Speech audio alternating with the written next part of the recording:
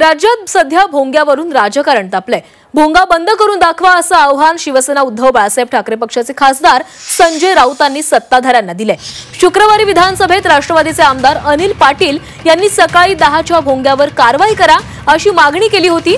त्यावर विचार प्रदूषणाविरोधात कायदा नाही असं मिश्किल वक्तव्य मुख्यमंत्री देवेंद्र फडणवीसांनी केलं होतं। त्यावर संजय राऊतांनी पलटवार केलाय।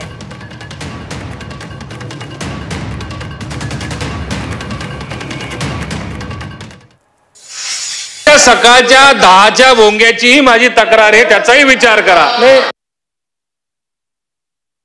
एकच प्रॉब्लेम आहे की आता ध्वनी प्रदूषणाच्या विरुद्ध आपल्याकडे कायदा आहे, पण विचाराच्या प्रदूषणाच्या विरुद्ध अजून कायदा व्हायचा आहे। तो कायदा झाला की त्याचा आपण विचार करू।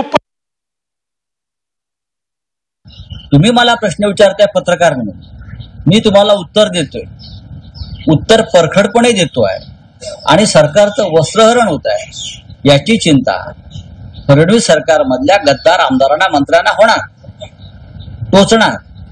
आणि मला असं वाटतं जेव्हा त्यांना टोचतं तेव्हा हा जनतेचा आवाज बुलंद झाल्याचं ही भूमिका जी मी मांडतो ती योग्य आहे असं मी समजतो। करा ना भोंगा बंद।